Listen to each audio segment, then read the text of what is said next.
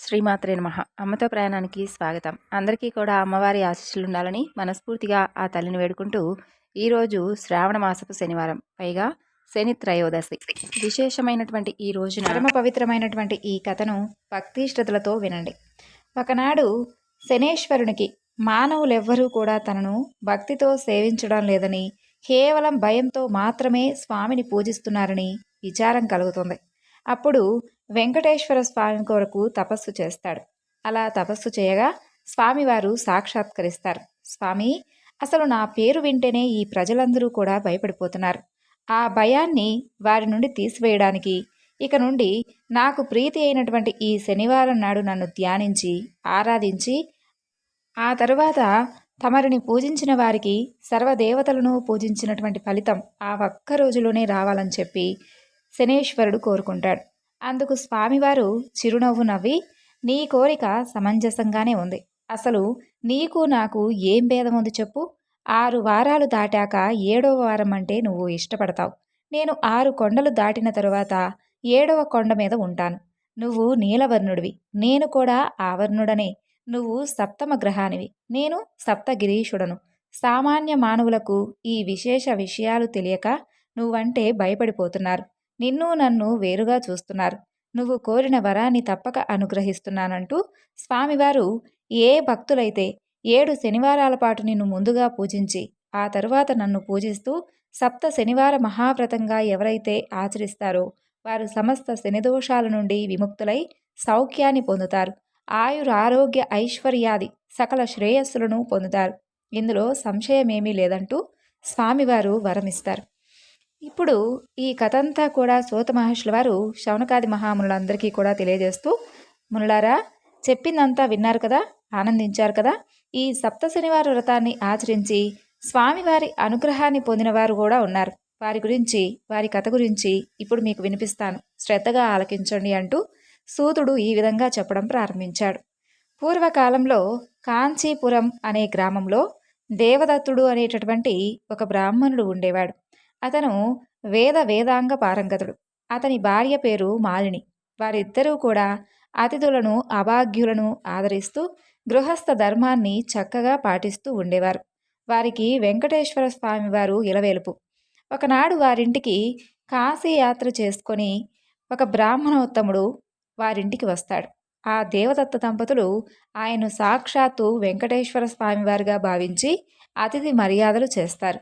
భోజనానంతరం ఆ బ్రాహ్మణుడు వారి జాతకాలను పరిశీలించి చూసి, జాతకం ప్రకారంగా దేవదత్తుడికి శనిదోషం వలన అపమృత్యువు కలిగేటటువంటి సూచనలు కనిపిస్తున్నాయని, ఆ యొక్క అపమృత్యు దోష పరిహారం కోసం సప్త శనివార వ్రతం చేసి శనేశ్వరుని, ఆ తరువాత వెంకటేశ్వర స్వామిని భక్తిగా ఆరాధించవలసింది అని చెబుతాడు. అమ్మా మాలిని, నువ్వు కనుక బాగా భక్తి శ్రద్ధలు వహించి నీ భర్తను కూడా సప్త శనివార వ్రతం చేయడానికి ప్రోత్సహించి నీ సౌభాగ్యాన్ని నీవే నిలుపుకోవాలి సుమా అంటూ హెచ్చరిస్తాడు. సప్త శనివార వ్రత విధానాన్ని బోధిస్తాడు. ఇక దేవదత్తుడు ఆ శనివారం బ్రహ్మముహూర్తానే లేచి స్నాన ధ్యానాదులు నిర్వర్తించి ఇంట్లో ఈశాన్య భాగాన పూజాపీఠం పెట్టి మండపం వేసి వెంకటేశ్వర స్వామివారి చిత్రపటం పెట్టి నైవేద్యం కోసం కొబ్బరికాయలు, అరటిపళ్ళు, నల్ల ద్రాక్ష పళ్ళు, 7 చిమ్మిలి ఉండలు సిద్ధం చేసుకుని ఉదయం పూజ చేసి ఒక బ్రాహ్మణుని పిలిచి ఆయనకు భోజనం పెట్టి ఆ తరువాత వారు భుజించి మొదటి రోజు వ్రతం యథావిధిగా నిర్వర్తిస్తారు. ఆ విధంగా వరుసగా 7 శనివారాల పాటు వ్రతాన్ని భక్తి శ్రద్ధలతో కొనసాగిస్తారు. 7వ శనివారం వ్రత పరిసమాప్తి చేసి భోజనం చేసి కొంతసేపు వెంకటేశ్వర స్వామి వారి మహిమలన్నీ కూడా స్మరించుకుంటూ నిద్రిస్తారు. ఆ దంపతులు భక్తి శ్రద్ధలకు, పూజా విశేషాలకు ప్రసన్నుడైనటువంటి ఆ వెంకటేశ్వర స్వామివారు మాలినీదేవికి స్వప్నంలో సాక్షాత్కరించి, ఓ పరమసాధ్వి, మీ దంపతులిద్దరూ కూడా శ్రద్ధాభక్తులతో చేసినటువంటి సప్త శనివార వ్రతానికి నాకు చాలా సంతృప్తి కలిగింది. ఆ వ్రత ప్రభావం వలన నీ భర్తకు శనేశ్వర దోషం, అపమృత్యు భయం కూడా తొలగిపోయాయి. అతనికి రాబోయేటటువంటి జన్మలోని ఆయుర్దాయాన్ని ఈ జన్మలోకి తీసుకువచ్చి ఇతన్ని పూర్ణాయుర్దాయం కలవాణ్ణి చేశాను. మీరిద్దరూ కూడా సుఖ సంతోషాలతో ఆనందంగా నూరేళ్ల పాటు జీవించి ధర్మార్థ కామ మోక్షాలనేటటువంటి 4 పురుషార్థాలను సాధించుకుంటూ మీ మానవ జన్మను సార్థకం చేసుకోండంటూ స్వామివారు దీవించి అంతర్ధానమవుతారు. వెంటనే మాలినీదేవి నిద్రలేచి భర్తను కూడా లేపి తనకు వచ్చినటువంటి స్వప్న వృత్తాంతాన్నంతా కూడా వినిపిస్తుంది. అప్పుడు ఆమె భర్త కూడా ఎంతో సంతోషించి భార్యను అభినందిస్తాడు. ఒక శుభముహూర్తాన ఆ దంపతులిద్దరూ కూడా వెంకటేశ్వర స్వామి వారి దర్శనార్థమై తిరుపతి కొండకు వెళ్ళి మొక్కులు తీర్చుకొని స్వామిని మనసారా స్తుతించి ప్రసాదం స్వీకరించి తిరిగి వస్తారు.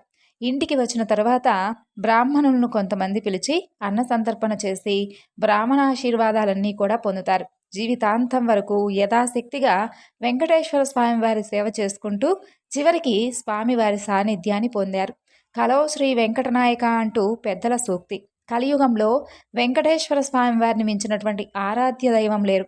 ఈ సప్త శనివార వ్రతంతో ఆయన్ను ఆరాధించిన వారికి శనిదోషాలు తొలగి స్వామివారి అనుగ్రహం లభిస్తుందంటూ సూత మహర్షుల వారు శౌనకాది మహామునులందరికీ కూడా సప్త శనివారం యొక్క వ్రతకథ గురించి ఈ విధంగా తెలియజేశాడు. స్వామివారికి ఎంతో ఇష్టమైనటువంటి ఈ శనివార వ్రతాన్ని చేసిన వారికి వారికి ఉన్నటువంటి కష్టాలన్నీ కూడా తీరిపోతాయి. గ్రహ బాధలు తొలగిపోతాయి. సంపదలు భోగాలు కలుగుతాయి.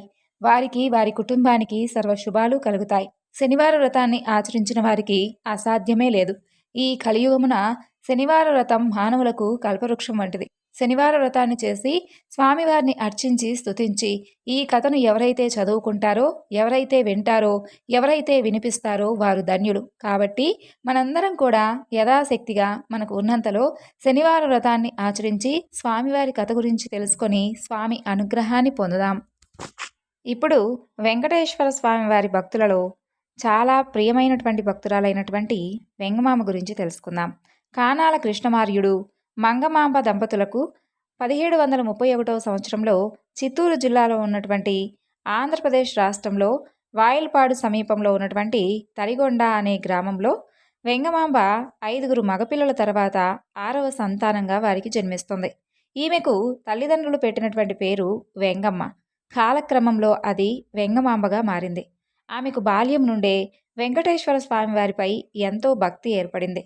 చిన్నతనంలోనే ఆమె ఆటలాడకుండా ధ్యానంలోనే ఎక్కువసేపు గడిపేది. బాల్యంలో ఒకసారి ఆమె ధ్యానంలో ఉండగా వెంకటేశ్వర స్వామివారు కనిపించి నేను నీ భర్తను అని చెప్పారు ఆమెకు.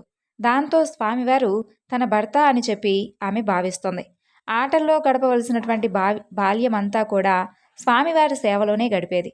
ఇది పిచ్చిగా భావించినటువంటి ఆమె తల్లిదండ్రులు ఆ పిచ్చి పోగొట్టాలని చెప్పి ఆమెకు బాల్యంలోనే వెంకటాచలపతితో వివాహం చేస్తారు. ఆ రోజుల్లో బాల్య వివాహాలు జరపడం, ఆ పిల్లలు పెద్దవాళ్ళైన తర్వాత కాపురానికి పంపించడం సర్వసాధారణం. వెంకటాచలంతో వివాహం జరిగిన తర్వాత ఆమె వెంకటేశ్వర స్వామివారి ధ్యానంతో సమయమంతా కూడా గడుపుతూ ఉండేది. వివాహమైనటువంటి కొద్ది కాలానికి వెంగమాంబకు బాల్యంలోనే ఆమె భర్త మరణిస్తాడు. ఆయన చనిపోయిన తర్వాత వెంగమాంబ పసుపు కుంకుమ తీయడానికి వ్యతిరేకిస్తుంది. ఆమెకు బలవంతంగా జుట్టును కత్తిరించగా యథాతథంగా జుట్టు రావడం జరుగుతుంది. ఆమె భర్త మరణించిన తరువాత సుబ్రహ్మణ్యం శాస్త్రి అనేటటువంటి ఒక పురోహితుడి దగ్గరకు ఈమెను తీసుకుని వెళ్ళి మంత్రోపాసన చేయిస్తాడు ఆమె తండ్రి. నరసింహస్వామి వారి మంత్రాన్ని 3 కోట్ల పర్యాయాలు జపిస్తుంది వెంగమాంబ. కొంతకాలం తర్వాత ఆమె ఆ ఊరిలో ఉన్నటువంటి లక్ష్మీనరసింహస్వామి వారి దర్శనం కోసం ఒక పీఠాధిపతి వస్తాడు. ఆయనకు వెంగమాంబపై ఫిర్యాదు వెళుతుంది. ఆ పీఠాధిపతి వెంగమామను పిలిపిస్తాడు. వెంగమామను చూసి ఆయన నీవు కట్టుబాట్లు ధిక్కరించడమే కాకుండా పెద్దలకు కూడా కనీసం నమస్కారం చేయడం కూడా మానేశావా అని అంటాడు. ముందు మీరు ఆ కుర్చీలో నుండి లేయండి అని అంటుంది వెంగమాంబ. ఆయన అలా లేవగానే ఆమె ఆ కుర్చీకే నమస్కారం చేస్తుంది. అంతే, అందులో నుండి మంటలు రేగి ఆ కుర్చీ కాలిపోతుంది. దాంతో ఆ పండితుడు ఇదంతా ఆమె చేసినటువంటి నరసింహస్వామి వారి యొక్క మంత్రబలం అని అనుకుని ఆమెను బాధించడం మానండంటూ హితబోధ చేస్తాడు మిగతా వారందరితోనూ. ఈమె మంచి భక్త రచయిత్రి. ద్విపద రచనలు అంటే ఆమెకెంతో ఇష్టం. ఈమె నారసింహ శతకం, నారసింహ విలాసం, శివనాటకం, కృష్ణనాటకం, చెంచు నాటకం ఇలా ఎన్నో కావ్యాలను రచిస్తుంది అని చెప్పి ముందే తెలియజేస్తాడు. అలా ఆయన చెప్పిన విధంగానే వెంగమాంబ ఈ కావ్యాలన్నింటినీ కూడా రచిస్తుంది.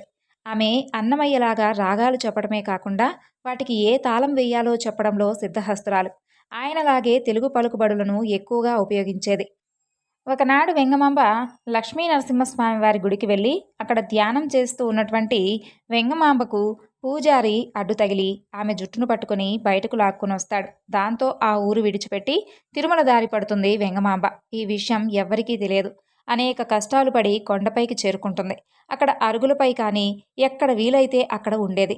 హతీరాం బావాజీ మహంతు ఈమెకు వసతి ఏర్పాట్లు చేసేవాడు. తరువాత అన్నమయ్య వంశస్థులు తమ నివాసంలోనే కొంత భాగం ఆమెకు కేటాయించి ఇచ్చారు. తిరుమలకు కూడా ఈమె భర్త చనిపోయాడన్న వార్తలు వస్తాయి. దీంతో ఆమెను వేధింపులకు గురిచేస్తూ ఉంటే ఏడుస్తూ ధ్యానం చేసుకుంటూ ఉండేది. ఆ ధ్యానంలో నీవు వ్యూహలక్ష్మి అమ్మవారిని ధ్యానం చెయ్యి, అంతవరకు నీకు ఆకలి దప్పికలు ఉండవు అంటూ స్వామివారు చెప్పినట్లుగా వినిపిస్తుంది. ఆమె వ్యూహలక్ష్మి అమ్మవారి ధ్యానంలో మునిగిపోతుంది. మహంతుకు వ్యూహలక్ష్మి అమ్మవారు కలలో కనిపించి మాడవీధులలో ఈశాన్యంలో ఒక ఆశ్రమాన్ని నిర్మించి వెంగమాంబకు నివాసం ఏర్పాటు చేయాలని చెప్పి ప్రతిరోజు కూడా ఆమెకు ఆహారం పంపిణీ చేయాలని స్వామివారు చెబుతారు. తర్వాత వెంగమాంబ ఆ ఆశ్రమంలోనే నివసిస్తూ అక్కడ తులసీవనం పెంచుతూ ఉండేది. వాటికి నీళ్ల కోసమై బావిని తవ్వుతుంటే రాయి అడ్డుపడి ఆపివేస్తుంది. వెంగమాంబ ఆ రాయిపై కూర్చొని ప్రార్థన చేసి శివయ్యపై ఆసువుగా కవిత్వం చెబుతుంది. రేపటిలోగా నీళ్లు పడతాయని చెప్పి ఆమె బయటకు రాగానే ఆ రాయి డామ్ అని ముక్కలు ముక్కలుగా అయి నీరు బయటకు వస్తుంది. అక్కడ ఉన్నటువంటి ప్రజలందరూ కూడా చూసి ఆశ్చర్యపోతారు. వెంగమాంబ గుడికి వెళ్ళి స్వామివారికి హారతి ఇస్తూ ఉండేది. అది ప్రధాన అర్చకులకు అంతగా నచ్చేది కాదు. ఆమెను అవమానించి పంపించేశారు. ఆమె తన ఆశ్రమంలోనే ధ్యానం చేసుకుంటూ ఉండేది. చలివేంద్రాలు, అన్నసత్రాలు ఏర్పాటు చేసేది. అంతలో స్వామివారి బ్రహ్మోత్సవాలు వస్తాయి. స్వామి రథం వెంగమాంబ ఇంటి ముందు ఆగిపోయింది. ఎంత ప్రయత్నం చేసినా లాభం లేకుండా పోతుంది. అప్పుడు గుడి నుండి ఆమెను గెంటినందుకే ఈ విధంగా జరిగిందని ఆమె చేత హారతి ఇప్పిస్తారు. అప్పుడు రథం ముందుకు కదులుతుంది. అది వెంకటేశ్వర స్వామివారి లీల. వెంగమాంబ ఒకరోజు తన నివాసంలో తులసీవనం మధ్యలో ఉన్నటువంటి ఒక తిన్నె అరుగుపై ఒంటికాలిపై నిలబడి తిరుమలేశుని ఆలయ శిఖరం చూస్తూ ఆశువుగా వెంకటేశ్వర స్వామివారిని కృష్ణుడిగా భావిస్తూ కృష్ణమంజరి అనే స్తోత్రాన్ని గానం చేస్తుంది. ఇది చాలా జనాదరణ కూడా పొందింది. అప్పటి నుండి ఏకాంత సేవలో ఆమె హారతి ఇవ్వడం మొదలవుతుంది. నేటికి స్వామివారికి ప్రతిరోజు చివరి సేవ వెంగమాంబ ముత్యాల హారతే. ఇలా హారతి తరువాత భక్తులు ఆమె వద్ద చేరుకోసాగారు. ఆమె బోధనలు వింటూ తన్మయత్వంలో మునిగిపోతూ ఉండేవారు. ఇది ప్రధాన పూజారికి నచ్చకపోవడంతో ఎంగిలాకులు ఆమె తులసీవనంలో వేస్తూ ఉండేవాడు. ఆమె ఓపికతో తోటంతా కూడా శుభ్రం చేస్తూ ఉండేది. అలా కొంతకాలం గడిచిపోయింది. ఒకనాడు ప్రధాన అర్చకుల ఇంటికి కొంతమంది బంధువులు వస్తారు. ఆ రోజు వెంగమాంబ తోట పక్కన అరుగుపై ధ్యానంలో ఉంటుంది. ఆ రోజు అర్చకులు వేసినటువంటి ఎంగిలాకులు తోటలోనే కాకుండా ఆమె మీద కూడా పడుతూ ఉంటాయి. ఆమెలో వెంకటేశ్వర స్వామివారు ప్రవేశించి నీ వంశం నిర్వంశం అవుతుందంటూ శపిస్తాడు. అందరూ చూస్తూ ఉంటే ప్రధాన అర్చకులు ఆయన కుమారుడు మరణిస్తారు. మనవడు కేకలు పెడుతూ ఉంటాడు. ఆయన భార్య ఏడుస్తూ, అమ్మా, నా భర్త చేసిన తప్పుకు శిక్ష నా మనవడికి వేయవద్దు తల్లి, వీడిని కాపాడు అంటూ ఆమె కాళ్లపై మనవడిని ఉంచుతుంది. అమ్మా, నీ వంశంలో ఎప్పుడూ కూడా ఒక పిల్లవాడు ఉంటాడు అని చెబుతుంది. అయినా తనకు తాను అలా శపించడం ఏమిటి అని బాధపడుతూ ఉంటుంది వెంగమాంబ. అప్పుడు స్వామివారు ఆ పని నేనే చేయించాను, నీ శక్తి లోకానికి తెలియజేయడానికే ఇలా చేశాను అని చెబుతాడు. ఆమె వెంకటాచల మహత్యం రాస్తుంది. అది ప్రధానంగా పద్మావతి శ్రీనివాసుల యొక్క వివాహం ఘట్టం తెలిపేటటువంటి గొప్ప రచన. ఆమె ఆ కావ్యం గానం చేస్తూ రాస్తున్నప్పుడు స్వయాన శ్రీనివాసుడే వచ్చి వినేవాడట. ఒకనాడు ఆయన అలా వింటూ సుప్రభాత సమయం అయిపోతుంది. స్వామివారు లేచి వెళ్ళబోతుంటే ఆ కొంచెం విను అంటూ స్వామి పీతాంబరం కొసపట్టుకుని లాగుతుంది వెంగమాంబ. అయినా స్వామివారు వెళ్ళిపోయారు. అంతే, ఆమె చేతిలోకి ఒక చిన్న ముక్క వస్తుంది. సుప్రభాతం తర్వాత పూజారుడు స్వామివారి వస్త్రం చినిగిపోవడం చూసి ఆ విషయం వెంగమాంబకు చెబుతూ ఉండగా ఆమె ఆ దేవుడి గదిలో పెట్టెలో ఆ చిరిగినటువంటి ముక్క ఉంది, తీసుకుని వెళ్ళండి, స్వామివారు ఇక్కడ చింపి పడవేశాడు అని చెబుతుంది. వారు గుడిలోకి వెళ్ళి పరిశీలించగా సరిపోవడమే కాకుండా అంతా ఒకటిగా కనిపిస్తుంది. దీంతో ఆమె భక్తి మరికొంతమందికి తెలుస్తుంది. స్వామివారి దర్శనం కంటే వెంగమాంబను చూడటానికి ఎక్కువగా ఇష్టపడేవారు. దాంతో ఆమె ధ్యానానికి అలాగే ఆమె రాయడానికి సమయం లేదని చెప్పి బాధపడుతూ ఉండేది. ఎప్పటిలాగే ఆమె రాసేటటువంటి కథను వినడానికి వచ్చినటువంటి స్వామివారు అది గమనించి ఆమెను కళ్ళు మూసుకొని ఒక నిమిషం ఉండాలని చెప్పి తుంబర తీర్థం గుహ దగ్గరకు తీసుకుని వస్తాడు. ఇక ఇప్పటి నుండి ఇక్కడే ధ్యానం చేసుకో. ఈ గుహలో నుండే ఆనంద నిలయంలోకి మార్గం ఉంది. నువ్వు పగలంతా ధ్యానం చేసుకో. రాత్రి వచ్చి హారతి ఇవ్వు అని చెబుతాడు. ఈ తీర్థంలో మునిగితే పుష్కరిణిలో తేలుతారు అని కూడా చెబుతాడు. కొంతకాలం చక్కగా జరుగుతుంది. ఒకరోజు కుష్ఠవ్యాధి పీడితుడు తుమ్మర తీర్థానికి వచ్చి వెంగమాంబ చేతి స్పర్శతో మామూలు మనిషి అవుతాడు. ఆమె అక్కడ ఉన్నటువంటి విషయం ఎవరికీ చెప్పొద్దని చెప్పి మాట కూడా ఇస్తాడు. ఆ తీర్థంలో దూకి స్వామి పుష్కరంలోకి చేరుకుంటాడు. అతను వెంగమాంబ విషయం కొంతకాలం దాచి చివరికి మరికొంతమందికి చెప్పి వెళ్ళిపోతాడు. వెంగమాంబను చూడటానికి తుమ్మర తీర్థం వస్తూ ఉంటారు కొంతమంది ప్రజలు. దాంతో వెంగమాంబ స్వామివారితో, నాకు ధ్యానం చేసుకోవడం వీలు కుదరడం లేదు. నేను ధ్యానం చేసుకోవాలి. కలియుగాంతం వరకు హారతి ఇచ్చే భాగ్యం కావాలి అని కోరుకుంటుంది స్వామివారిని. అప్పుడు వెంగమాంబను, మీ వంశస్థులు నాకు హారతి ఇస్తూ ఉంటారు. నీవు జీవ సమాధి అయి నన్ను ధ్యానించు. నీవు ఈ సమాధిలో నుండి వచ్చి నా హారతి ఇస్తూ ఉంటావని చెబుతాడు స్వామి. తన చెల్లెలు కుమార్తెను దత్తత తీసుకుంటుంది. వెంగమాంబ అష్టగంటకులు అనేటటువంటి 8 మంది లేఖకులను నియమించి తన కావ్యాలకు పత్రులను రాయించి అడిగిన వారికి ఇచ్చేది. దానివల్ల ఆమె ఘనత నలుమూలలా వ్యాపించింది. ఆ తరువాత వెంగమాంబ జీవ సమాధి చెందుతుంది. వెంగమాంబ పేరుతో వాళ్ళ వంశస్థులు ఇచ్చేటటువంటి హారతికి వెంగమాంబ ముత్యాల హారతి అనే పేరు ఏర్పడుతుంది. ఇక స్వామివారికి ఇష్టమైనటువంటి భక్తులలో తొండమాన్ చక్రవర్తి ఒకరు. శ్రీవారికి ఎంతో ఇష్టమైనటువంటి భక్తుడు. శ్రీవారి పేరు మీద ఎన్నో కట్టడాలను నిర్మించినట్లుగా పురాణాలు చెబుతున్నాయి. అలాంటి తొండమాన్ చక్రవర్తి కారణంగానే స్వామివారు శిలగా మారాడని కూడా పురాణాల్లో ఉన్నాయి. ఆనంద నిలయంలో శ్రీనివాసుడు, శ్రీదేవి భూదేవులిద్దరూ కూడా సరసల్లాపాలలో మునిగి ఉంటారు.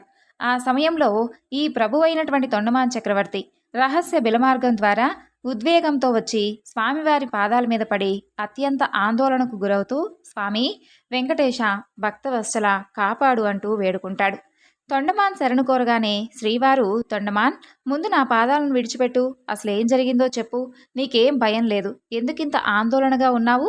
ఒక్కసారి నీ శరీరం చూసుకో, ఎంతగా వణుకుతుందో. ముచ్చెమటలతో నీ దేహమంతా తడిసిపోయింది. ఎంతమాత్రం ఆవేదనకు గురి కావద్దంటూ ధైర్యం చెబుతాడు. ఆ తరువాత తొండమాన్ పాదాల మీద నుండి లేచి స్వామివారికి ఇలా చెప్పుకొస్తాడు. స్వామి, నేను ఒక ఘోరమైనటువంటి పాపాన్ని చేశాను. ఆ మహాపాపాన్ని నేను తెలిసి చేశానో తెలియక చేశానో నాకైతే అంతుపట్టడం లేదు. దానిని తలుచుకుంటేనే ఒళ్ళు కూడా జలధరిస్తుంది స్వామి. శరణాగత వత్సలుడవైనటువంటి నీవు నాకు అభయప్రదానం చేయడం వలన పూర్తిగా ధైర్యం కలుగుతుంది. నేను చేసినటువంటి ఘోరమైన పాపాన్ని వివరిస్తాను, వినండి స్వామి అని అంటాడు. స్వామి, 2 ఏళ్లకు పూర్వం ఒకరోజు కూర్ముడు అనే ఒక బ్రాహ్మణుడు తన తండ్రి అస్థికలను పవిత్ర గంగా నదిలో నిమజ్జనం చేసేందుకై కాశీ క్షేత్రానికి వెళుతూ తన భార్యాపిల్లలతో కలిసి నా దగ్గరకు వచ్చాడు. గర్భవతి అయినటువంటి తన భార్యను 5 ఏళ్ల కుమారుణ్ణి నాకు అప్పచెబుతూ నేను తిరిగి వచ్చేంత వరకు నా భార్యాపిల్లలను కంటికి రెప్పలా కాపాడాలని కోరాడు అని చెబుతాడు తొండమాన్. ఆ తరువాత బ్రాహ్మణుడి కుటుంబాన్ని నేను ఒక పెద్ద రాజభవనంలో ఉంచాను స్వామి. వారికి సకల సౌకర్యాలు కలగజేశాను. అంతేకాదు, వారికి ఇతరుల వలన ఎలాంటి హాని కలగకుండా ఉండేందుకై ఆ భవనానికి తాళం వేసి కాపలా కూడా ఏర్పాటు చేశాను. కానీ విధి బలీయం. కొంతకాలానికి నేను రాజకార్యాల్లో మునిగిపోయాను. నాకు వారి సంగతంతా కూడా పూర్తిగా మర్చిపోయాను. అలా 2 సంవత్సరాలు గడిచిపోయాయి. తరువాత కూర్ముడు తన కాశీ యాత్రను ముగించుకొని నా దగ్గరకు వచ్చాడు. రాజా, నా భార్యా పిల్లలు ఎలా ఉన్నారు? నా భార్య ఏ బిడ్డకు జన్మనిచ్చింది అని అడిగాడు. నాకు ఏం చెప్పాలో తెలియక, అర్థం కాక వెంటనే తాళం వేసినటువంటి ఆ భవనం వద్దకు వెళ్ళాను. గది తాళాలు తీయగానే అక్కడ నాకు అస్థికలు కనిపించాయి. బ్రాహ్మణుడికి ఏం చెప్పాలో తెలియక అతనితో అన్ని అబద్ధాలే చెప్పాను. ఓ విప్రవర్య, నీకు పండంటి ఆడబిడ్డకు నీ భార్య జన్మనిచ్చింది. అందరూ కలిసి మా వాళ్లతో వెంకటాచలపతి కొండకు వెళ్లారు. మరో 2 రోజుల్లో వారందరూ తప్పకుండా వస్తారని చెప్పాను. వారితో ఆ మాట చెప్పి వారి నుండి తప్పించుకొని ఇక్కడకు వచ్చాను స్వామి అని చెబుతాడు తొండమాన్. వెంటనే శ్రీవారు, తొండమాన్, నువ్వు చేసింది మహాపాపం. నువ్వు నాకు అత్యంత పరమభక్తుడు కావడంతో, నీకు నేను సహాయం చేస్తానని మాటిచ్చాను కావడంతో తప్పకుండా నీకు సహాయం చేస్తాను. నీకు బ్రహ్మహత్య పాపం చుట్టుకుంది. కానీ నీకు అభయం ఇచ్చినందువల్ల నేను రక్షిస్తాను. అందుకు ప్రతిఫలంగా ఇక ముందు నేను ఎవరికీ కూడా ప్రత్యక్షంగా కనిపించను, ఎవరితోనూ ప్రత్యక్షంగా మాట్లాడనంటూ శపథం చేసి వెంటనే ఆ అస్థికలను నా దగ్గరకు తీసుకునిరా అంటూ స్వామివారు తొండమాన్ చక్రవర్తికి తెలియజేశాడు. భగవానుడైనటువంటి శ్రీనివాసుడు ఆ అస్థికలను పుష్కరునికి తూర్పున ఉన్నటువంటి దివ్య సరోవరం అస్థితీర్థంలో అక్కడ చేర్పించి అమృత జలాన్ని సంప్రోక్షిస్తాడు. అప్పుడు వారు ముగ్గురు కూడా సజీవులవుతారు. తొండమానుడు ఆనందించి వారందరినీ కూడా కూర్ముడకు అప్పగిస్తాడు. వారందరూ ఆ అస్థితీర్థ మహత్యాన్ని తెలుసుకున్న వారై అందులో స్నానమాచరించి ఆయురారోగ్య ఐశ్వర్యాభివృద్ధి కలిగి సుఖంగా జీవించారు. ఈ విచిత్ర సంఘటనకు దేవతలు కూడా పుష్పవర్షాన్ని కురిపిస్తారు. అప్పటి నుండి ఆ తీర్థం అస్థితీర్థం అని ప్రసిద్ధికెక్కింది. నరకంలో ఉన్నవారి అస్థికలను కూడా ఈ తీర్థంలో ముంచితే మోక్షం కలుగుతుందని దేవతలు కూడా వరమిస్తారు. అప్పుడు బ్రహ్మాది దేవతలు బలహీనులు అల్పాయుష్కులైనటువంటి మానవులను ఉద్ధరించడానికై కలియుగాంతం వరకు ఈ వెంకటాచలంపై ఉండవలసిందంటూ స్వామివారిని ప్రార్థిస్తారు. అప్పుడు శ్రీనివాసుడు దివ్యమూర్తిగా తప్పకుండా అందరికీ దర్శనమిస్తాను, కానీ నేను ఎవ్వరితోనూ ప్రత్యక్షంగా మాట్లాడను, అయితే అందరి కోరికలు తప్పక తీరుస్తానంటూ శ్రవణ నక్షత్రం రోజున దివ్యమైనటువంటి సాలగ్రామ శిలామూర్తిగా స్వామివారు ఆవిర్భవిస్తారు. లక్ష్మీదేవి పద్మ సరోవరమున అవతరించగా శ్రీనివాసుడు ఆనంద మండపంలో శిలారూపాన్ని పొందుతాడు. వకులాదేవి ఆ విగ్రహం మెడలో మాలగా మారిపోతుంది. ఈ విధంగా స్వామివారు తొండమాన్ చక్రవర్తి వలన శిలారూపాన్ని దాల్చాడని పురాణాలు చెబుతున్నాయి. వెంకటాచలానికి సమీప గ్రామంలో వసువు చిత్రావతి అనేటటువంటి బోయ దంపతులు నివసిస్తూ ఉండేవారు. వారికి సువీరుడు అనే ఒక కుమారుడు ఉన్నాడు. వసువు ప్రతిరోజు కూడా అడవికి వెళ్ళి వెదురు బియ్యం, దుంపలు, పుట్టతేనె తెచ్చేవాడు. చిత్రావతి ఆ వెదురు బియ్యం అన్నాన్ని ఇంట్లో ఉన్నటువంటి ఒక బండరాయిని భగవంతుడిగా భావించి ఆ వండినటువంటి అన్నాన్ని ప్రతిరోజు కూడా నివేదిస్తూ ఉండేవారు. అలా ఒకనాడు వసువు ఎంతసేపటికి కూడా ఇంటికి తిరిగి రాలేదు. సువీరుడేమో కుందేలు వేటాడి తెచ్చి అమ్మకిస్తాడు. చిత్రావతి ఆ కుందేలు కూర చేస్తుంది. వెదురు బియ్యం కోసం ఎదురు చూస్తూ ఉంటుంది. దేవుడికి ఆహారం పెట్టేటటువంటి సమయం అవుతుందని అనుకుని మనసులో అనుకుంటూ ఉంటుంది. ఇక సువీరుడు అమ్మ చేసినటువంటి కుందేలు కూరను పెడతాడు. అప్పుడే వచ్చినటువంటి వసువు దేవుడికి ఎవరైనా మాంసం పెడతారా, మాంసం పెట్టరు కదా అంటూ కొడుకును చంపేందుకై కత్తెత్తుతాడు. అప్పుడు స్వామివారు ప్రత్యక్షమై, వసువు, సువీరుడు పసిపిల్లవాడు, నాకు ఆకలయిందని భావించి నాకు ఆ ఆహారం పెట్టబోయాడు. వాడు నిజంగా నీకంటే చాలా గొప్ప భక్తుడు. వాడి మూఢభక్తి నాకు చాలా నచ్చింది. ఆ భక్తికి నేను మెచ్చాను. నాకు నైవేద్యం కాదు ముఖ్యం, భక్తి ముఖ్యం. మీకు మోక్షాన్ని ఇస్తున్నానంటూ స్వామివారు మాయమవుతారు. అలిపిరికి సమీపంలో ఒక గ్రామంలో చిన్నడు అనేటటువంటి ఒక హరిజనుడు నివసిస్తూ ఉండేవాడు. అతను ప్రతినిత్యము కూడా భక్తి శ్రద్ధలతో స్వామివారికి పూజిస్తూ ఉండేవాడు. అతను పాదరక్షకులు తయారు చేసి అమ్ముకొని జీవితాన్ని సాగిస్తూ ఉండేవాడు. ఒకనాడు అతను వెంకటేశ్వర స్వామివారికి పాదుకలు తయారు చేసి స్వామివారికి సమర్పించాలని అనుకుంటాడు. ఆ రాత్రి స్వామివారి పటం ముందుకు ఒక వస్త్రం పరిచి దానిపై పిండి చల్లి ఇలా ప్రార్థిస్తాడు, స్వామి, నీ పాదాల కొలతీవు స్వామి అని అడుగుతాడు. ఉదయం లేచేసరికి స్వామివారి పాదాల కొలత కనిపించేసరికి సరే అనుకొని చేయడం మొదలు పెడతాడు. అలా అదంతా కూడా అతను చేస్తున్నదంతా కూడా గమనించినటువంటి కొంతమంది ఆయన్ను కిందకు కర్రలతో నెట్టేస్తారు. స్వామివారు పడనీయకుండా పట్టుకొని అతను తెచ్చినటువంటి పాదుకలను ధరిస్తాడు.